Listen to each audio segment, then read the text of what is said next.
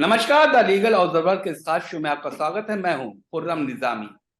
2002 गोधरा कांड, आरुषि तलवार, निठारी कांड, तेलगी स्कैम और उसके बाद अजमल कसाब और अब आफ्ताब पूनावाला। आप सोच रहे होंगे कि इन सब मामलों का मैं जिक्र क्यों कर रहा हूं और इतने बड़े मामले के बीच में आफ्ताब आलम का नाम मैंने क्यों लिया, पूनावाले का।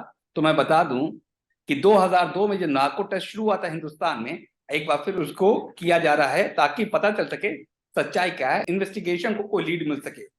तो हम शुरू करते हैं। हमारे मौजूद हैं senior advocate, Delhi high court supreme court के हैं, और विवेक सूद साहब, जो कि एक लंबे अरसे से क्राइम को देख रहे हैं और बहुत जल्द इस पर की किताब भी आने वाली है। तो सूद साहब, आपका बहुत बहुत स्वागत है इस खास शो में। लेकिन पहला सवाल सर यही होता है कि इंडियन एविडेंस एक्ट में जो नार्को टेस्ट है उसको कैसे देखा जाता है, कैसे लिया जा सकता है, एक्ट को सेक्शंस कौन कौन से हैं? देखिए, under the Indian evidence act there is no provision with respect to narco test. Okay. Entire evidence act is based on two fundamental principles: that the evidence has to be admissible in nature, which means it should be permissible. For example, confession to a police officer is not admissible in evidence. Okay. क्योंकि And the second principle is relevancy, that the evidence, the fact must be relevant to the case. Now, narco analysis has no place in the Indian Evidence Act of 1872. Okay. Having said this, narco analysis, narco test is merely an investigative tool that is used by the police and the law enforcement agencies during investigation to find the truth. But as a piece of evidence, it is not admissible as of now. It is a mere investigative tool. तो फिर sir court क्यों इजाजत देती है इसकी, जब उसका evidence का कोई मायने ही नहीं है, एविडेंस एक्ट में इसका जिक्र ही नहीं है, एंडोर्स नहीं करता, तो फिर कोर्ट क्यों कहते कि आप कराइए, इजाजत क्यों लेनी पड़ती है? मैं इसको एक्सप्लेन करता हूं आपको। जो इन्वेस्टिगेशन है, criminal investigation, that is the domain of the police. The court has no role in investigation. Investigation is the exclusive domain of the police.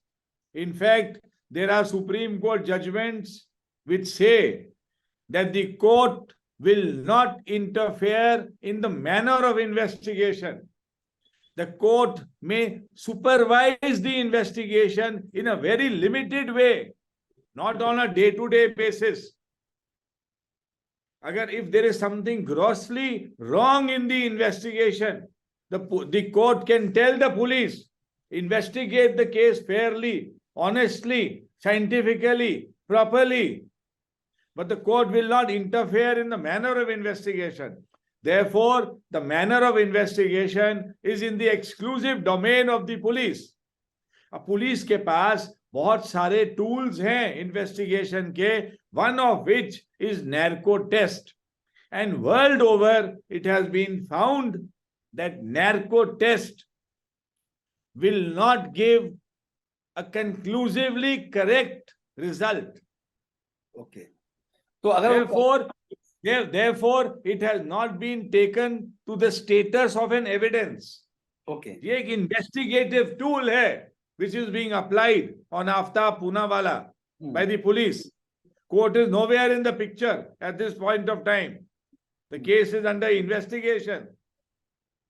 तो उसका जो आउटकम होता है वो अपने को कन्फेस करता है या फिर अपने को इनोसेंट बताता है ड्यूरिंग दोस टेस्ट, तो उसका क्या मायने निकलता है? वो कोर्ट को बताते हैं कि रिपोर्ट आई है तो देन यस अब ये जो भी वो बोलेगा या बोला होगा, उसके बेसिस पे the police can further investigate the case, go deeper into the investigation of the case. Okay.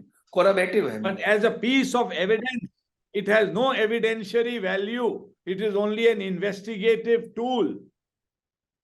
ये जो मुद्दा है ये नार्को एनालिसिस का जो मुद्दा है ये सुप्रीम कोर्ट तक जा चुका है, and the Supreme Court has said in the case of Selvi, Selvi versus State of Maharashtra, if I remember correctly, yes sir. that this is only an investigative tool.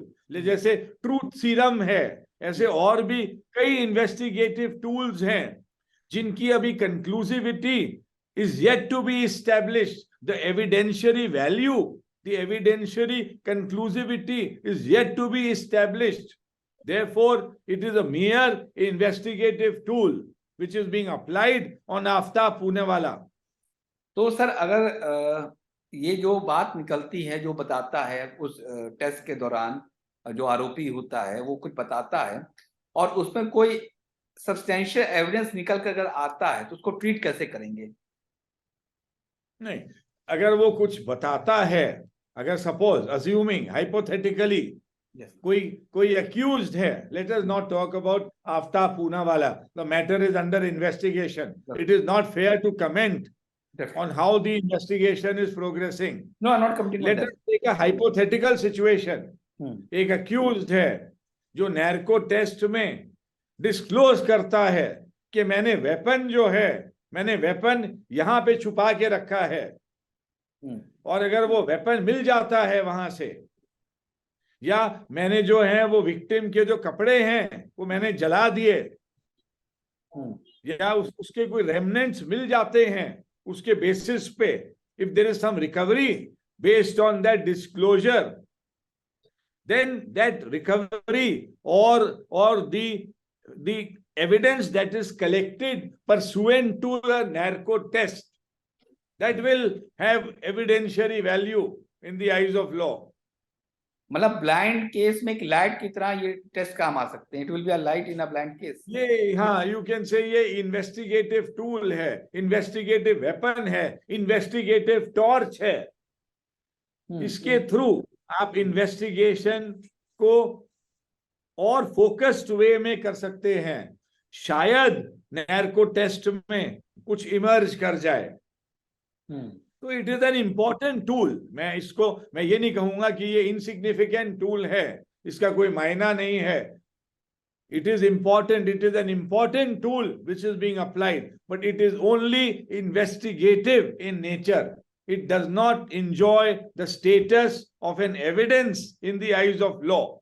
It means कि जो भी मालूम चलेगा investigative agency को in this type of test, उस पर जब तक एविडेंस प्रोक्योर नहीं कर लेती एजेंसी तब तक उसको कोई मतलब नहीं रहता. You want to say this?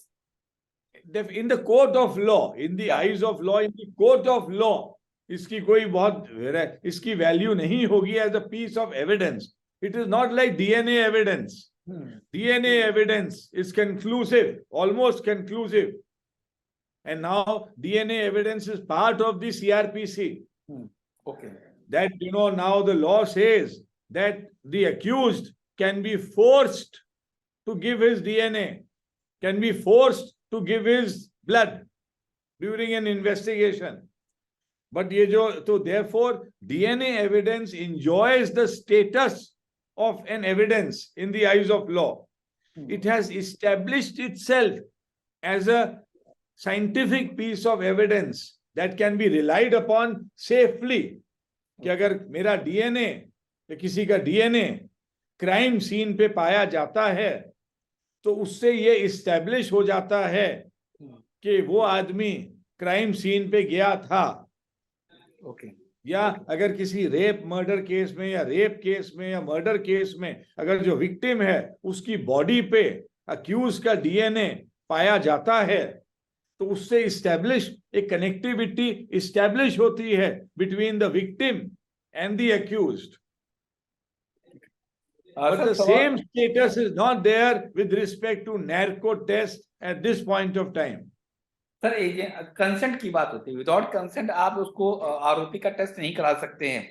In the case कोई आरोपी है वो मना कर देता है, ये कैसे एस्टेब्लिश करेंगे in the court of the law कि कंसेंट उसकी मिली? हो सकता है कि जब अगली बार प्रोड्यूस हो उसके खिलाफ और कुछ बात मालूम चलती है पुलिस को तो ये कह सकता है कि मेरे अगेंस्ट, मेरे विल के अगेंस्ट, विदाउट माय कंसेंट ये टेस्ट हुआ. Is this a possibility? See, that will depend upon the facts of every case. अगर एक आरोपी है, अगर वो अपना कंसेंट राइटिंग में देता है और साइन करता है, और अगर वो 3 महीने के बाद उसको रिट्रैक्ट करता है कि मेरे से फोर्सिबली ये लिखवा लिया, तो it is an after thought. But अगर वो इमीडिएटली उसको रिट्रैक्ट करता है, तो see, these are different permutations and combinations. It will depend upon the facts of every case. Every situation is different. You can't, I can't make a formula out of this. Okay, तो क्या आरोपी भी demand कर सकता है कि मेरा कराइए पॉलीग्राफी टेस्ट या नार्को टेस्ट?